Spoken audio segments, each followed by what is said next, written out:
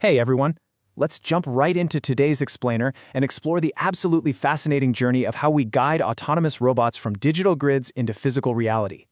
We're breaking down a really comprehensive framework for integrated path planning and motion control, basically the secret sauce that bridges the gap between raw code and real-world physics. Here's a quick roadmap for today. We'll start with the navigation challenge, look at why raw paths fail, outline the framework's research objectives, and then dive into path pruning, trajectory smoothing, and finally, the complete Python pipeline. All right, Section 1, the Autonomous Navigation Challenge, Understanding the Basics. So what exactly is autonomous mobile navigation? Well, it's a robot's ability to perceive its surroundings, reason, plan a safe route, and execute it entirely without human intervention. While getting from A to B is second nature for us humans, for a machine, this remains one of the most fundamentally complex challenges in robotics today. You know, every autonomous system out there, whether it's a giant factory vehicle or one of those cute hospital delivery robots, has to master three main pillars to actually pull this off. First is mapping, constructing a representation of the environment. Second is localization, finding the robot's exact pose within that map. And third is planning and control, computing and executing the actual trajectory. Today, we're going to be laser-focused on that third pillar. Moving right along to Section 2, Why Raw Paths Fail, the Problem with Basic Algorithms.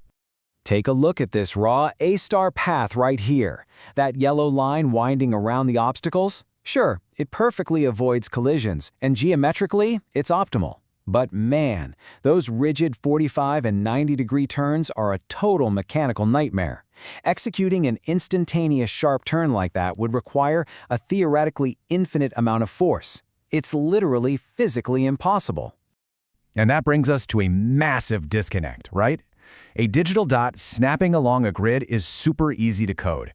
But a real physical robot has mass, it has momentum, and it has finite mechanical actuator limits. It just cannot defy physics. The framework we're exploring today was born entirely out of the need to bridge this exact gap.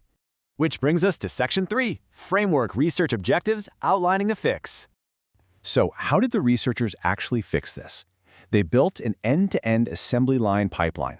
Step 1 models the environment. Step 2 takes that raw, jagged path and prunes it down.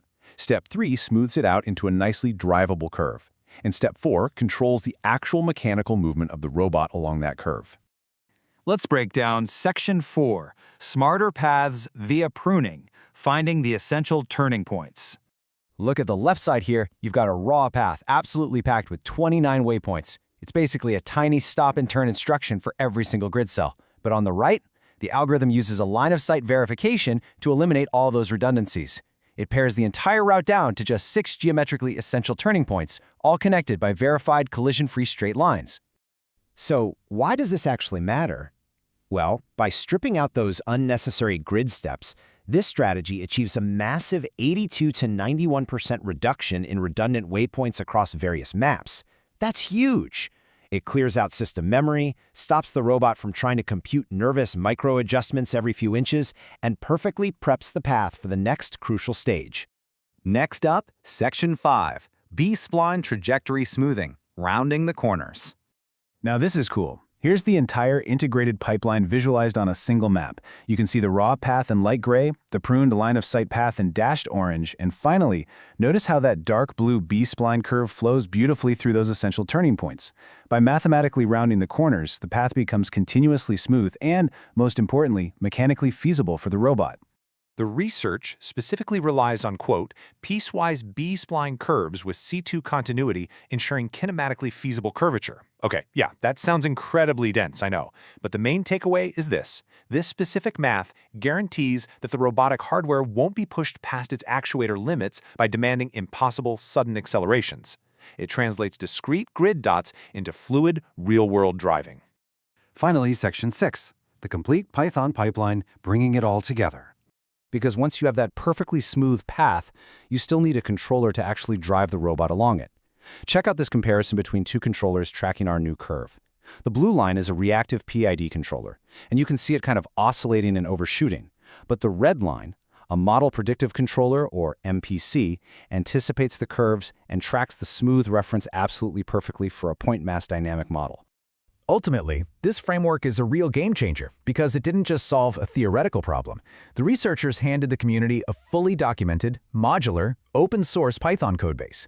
They even threw in a dynamic memory system with constant time retrieval, meaning it stops robots from wastefully recalculating the exact same paths from scratch.